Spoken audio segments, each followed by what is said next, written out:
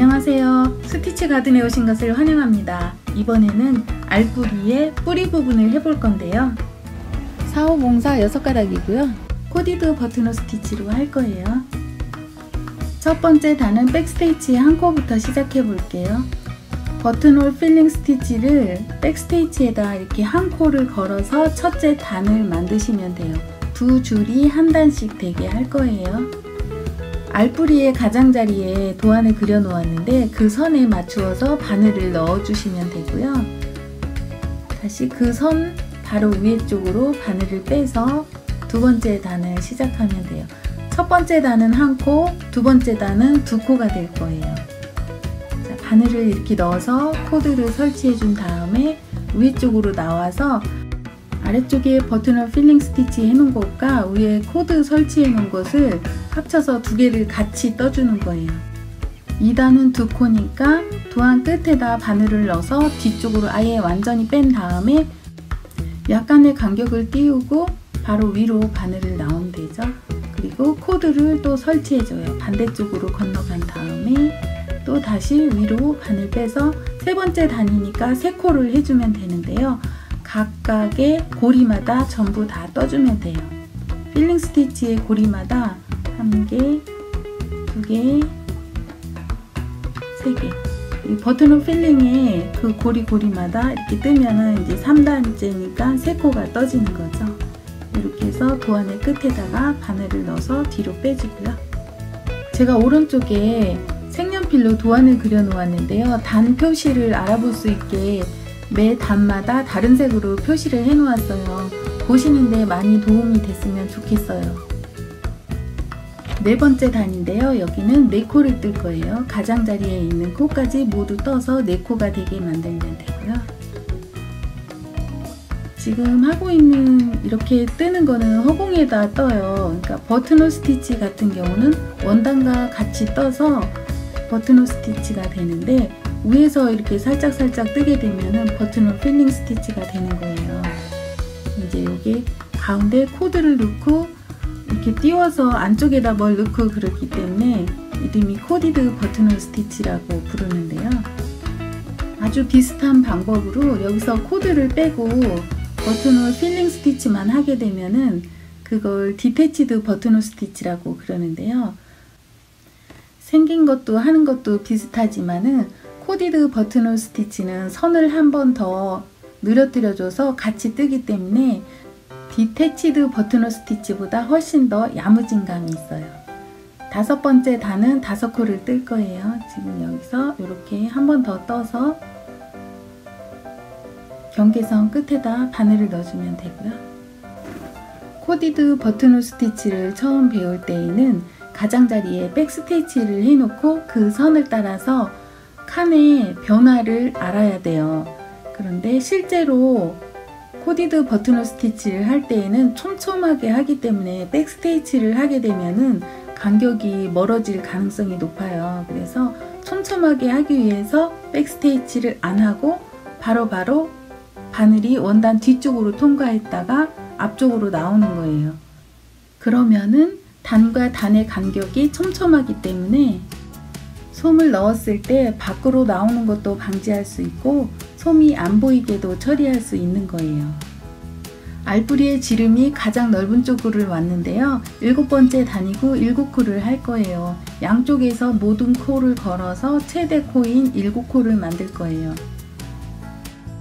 7코 한 다음에 8번째 단에 가서는 점점 좁아지기 때문에 코수를 줄여야 돼요. 자, 여기서 7코 쭉 걸어주면 되고요.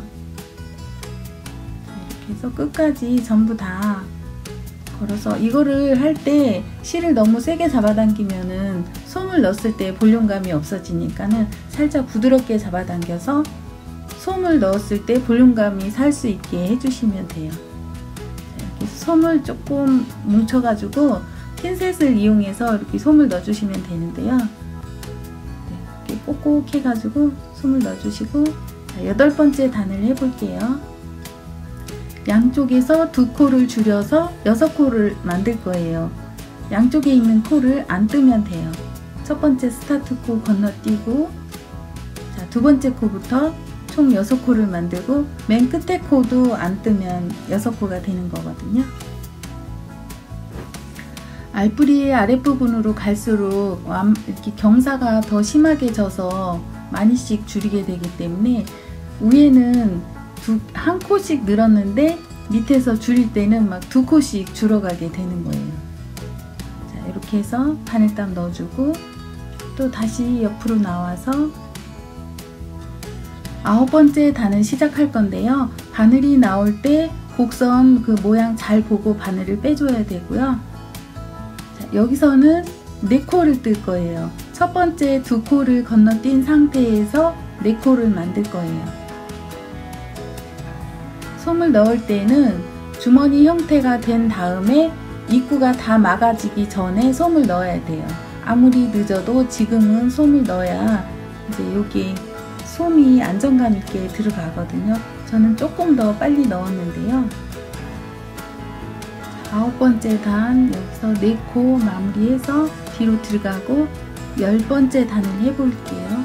10번째 단은 더 안쪽에서 바늘을 이렇게 빼서 여기서는 3코를 만들 거예요.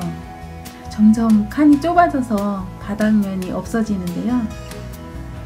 3코를 떠줄게요. 1코, 2코, 3코. 3코 이렇게 뜨고 나서 아래쪽에 이제 바느질이 안 되고 이렇게 살짝 떠 있는데 이 부분은 고정을 시켜줘야 돼요. 이렇게 바늘이 나와서 더 이상 벌어지지 않게 고정시켜주면 되죠. 버튼홀 필링 스티치의 고리 하나하나마다 바늘을 넣어서 고정을 시켜주게 되면은 벌어지지 않고 안정감 있게 돼요. 세 번째 알뿌리는 첫 번째 알뿌리랑 색상이 같은 색인데 위에 부분 찍은 영상이 제가 없어져서 보여드릴 수가 없어요.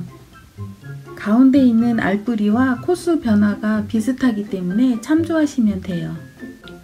코디드 버튼홀 스티치는 스탬프워크의 일종인데요. 스탬프워크는 그루터기라는 뜻을 가지고 있어요. 그루터기가 뭐냐면은 나무 잘라내고 남은 그 밑둥 있죠? 지금 사진에 보이는 이게 그루터기예요. 보면 지표면에서 위로 불룩하게 올라와 있는데요. 스탬프워크도 보면 원단에서 위로 뭔가 솟아 올라와 있어요. 입체자수라고 우리 흔히 부르는데 또 다른 이름은 릴리프 워크라고 해요. 도들새김을 뜻하는데요. 부조 있죠. 지금 사진에 보이는 이런 부조 같은 건데요. 옛날에 현판 같은 거 한문으로 써 있는 거 도들새김 돼 있는 걸 본 적이 있거든요. 릴리프 워크예요. 또 다른 이름은 레이즈드 워크라고 하는데요. 주변보다 높다는 뜻이에요. 원단이 평평하고 수 놓은 부분이 이렇게 불룩하게 나와 있거나 어떤 형태가 있게 서 있는 경우가 많이 있기 때문에 레이즈드 워크라고도 해요. 여러가지 입체자수 기법들이 화려하게 많이 있는데요. 실생활에 활용할 수 있는 그런 스티치들이 있는가 하면은 모양 자체만으로 너무 화려하고 예쁘지만 세탁을 하면 모양에 변형이 오기 때문에 세탁을 할 수 없는 그런 입체자수들도 있어요. 이제 화려하고 예쁘지만 그런 것들은 이제 액자 같은 데다 고이 모셔둬야 되든가 아니면 브로치 같은 거 만들어서 액세서리로 써야 되는 그런 스티치들인 거죠. 코디드 버튼홀 스티치는 세탁을 해도 크게 변형이 없기 때문에 좋죠.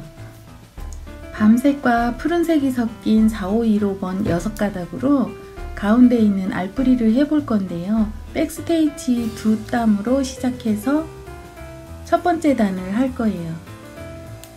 백스테이치가 2땀이 되었기 때문에 버튼홀 필링도 각각 하나씩 걸어서 2코가 걸릴 거예요. 자, 여기서 하나 걸고 두 번째 코 걸어서 원단에 그려진 도안선을 따라서 바늘을 원단 뒤쪽으로 완전히 뺀 다음에 약간 한 땀 안쪽으로 다시 나와서 두 번째 단을 시작하는데요. 두 번째 단은 3코가 걸릴 거예요.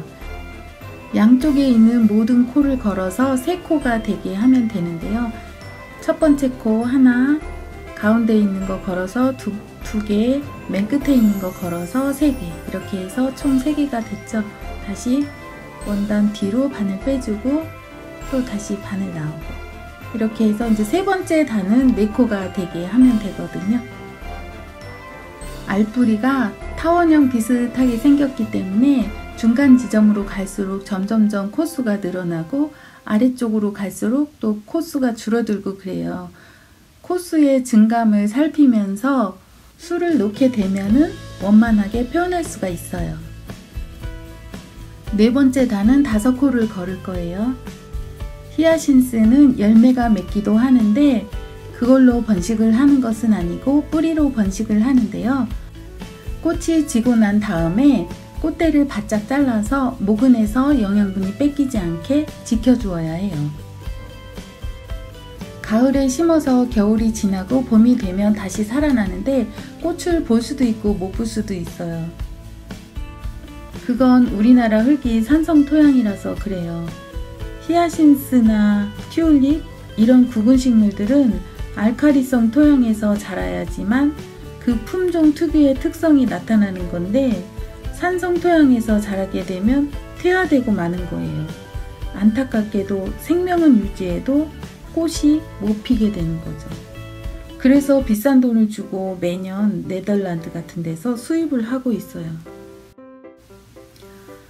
5번째 단에서 6코까지 늘었는데요. 지금은 6번째 단에서 5코로 줄을 거예요. 그래서 첫 번째 코는 건너뛰고 한 코 이렇게 5코를 세면서 하시면 돼요. 2코, 3코, 4코, 5코 해가지고 넣어주면 되죠. 주머니 형태로 되었는데요.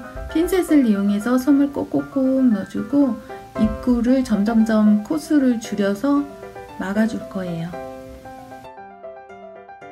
히아신스를 기념하는 히아킨티아라는 제가 있었는데요. 후대에 아폴론 축제로 합쳐졌다고 해요.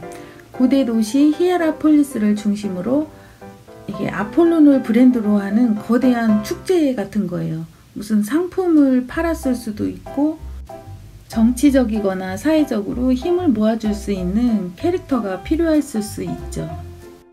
그러니까 아폴론이 브랜드가 된 거죠. 태양신이니까. 고대 농경시대 때는 태양신이 절대적이잖아요.